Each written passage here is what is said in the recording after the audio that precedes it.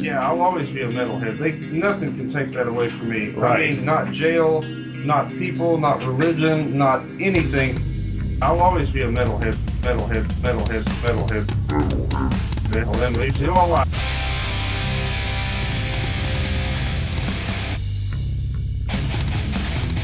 You're listening to the Great Metal Debate Podcast.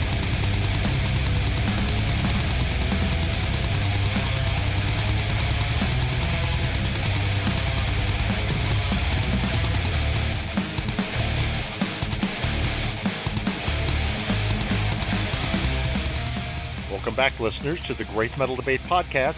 This is Robert, aka Gomthog Metallicus, coming to you with another metal album review. Today I'll be looking at the new release from Italian symphonic metal act Nocturna, who are back with their sophomore album of Sorcery and Darkness.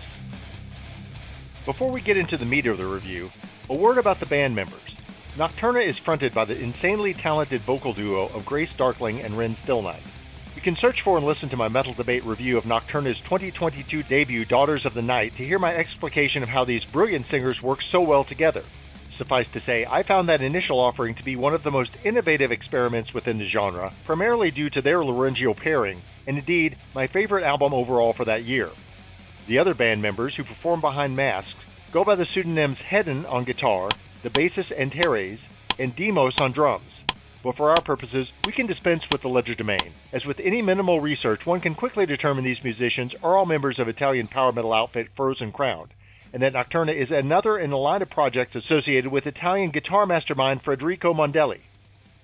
Overall, my take on this album is largely positives with a few criticisms, but placing those criticisms in context, in my opinion, Nocturna's music is better than 95% of the symphonic power metal bands you'll find today.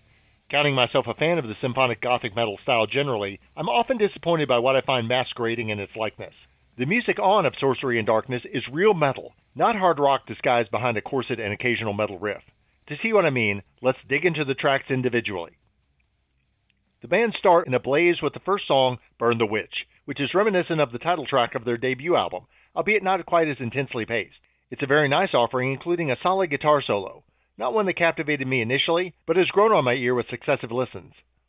Track 2 is Sapphire, and it's a brilliant composition. I wish we'd gotten this gem as the opener. Here we find Nocturna demonstrating all the things they do best. The choral vocal melody is amazing, and the riffing is smart and efficient. Darkling's voice is like a fine red wine, with just the right mix of dark aroma and delicious bitterness. The choral harmony is exquisite, and at the end where the instrumentation drops out and you hear just the two melded voices, we find perfection.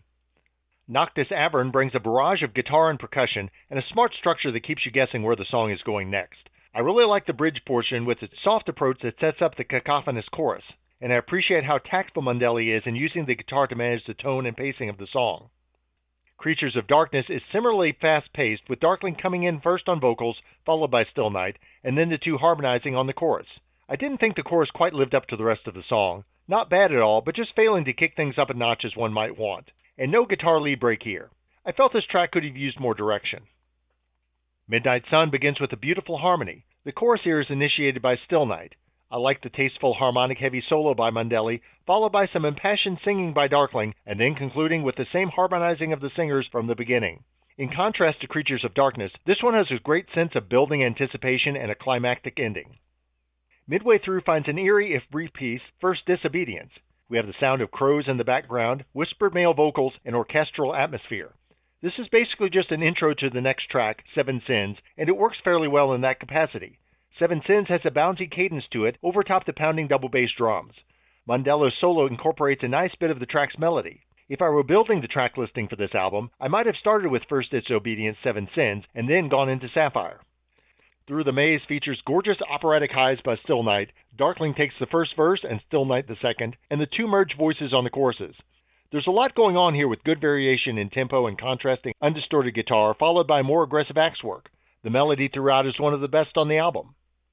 Next up is Strangers, which is up-tempo and features an octave change for our singers mid-chorus. We also get a lovely vocal break over top keys in lieu of a guitar solo. Not a bad song at all, and with some truly beautiful aspects, but this one didn't quite work for me as well as some others. The final track, Last Day on Earth, ends the album on a high note, with a good mix of softness and aggression and another great through melody. Darkling's singing on this one might be her best on the record. I got chills hearing her passionate crooning. I'm often critical of abrupt song endings, but this one is done to perfection, leaving a feeling of completion, yet still wanting more. Looking back at this work as a whole, I'm impressed with the captivating melodies, uplifting symphonic scoring, strong guitar work, and mostly the stellar singing of Stillnight and Darkling. I can't sing the praises of these two enough, and especially that they work so well as a team, at times sacrificing what could have been a brighter spotlight on their individual performances. The record also has great production, creating an overall epic and vibrant sound without forgetting to make the guitar sound heavy and organic. Indeed, the guitar work of Mondelli is in some ways the unifying feature here, even if it rarely makes itself the center of attention.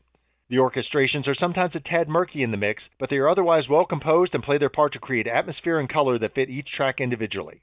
Overall, Of Sorcery and Darkness has an elegant, sometimes mysterious vibe which shows off the brilliance and charisma of the band.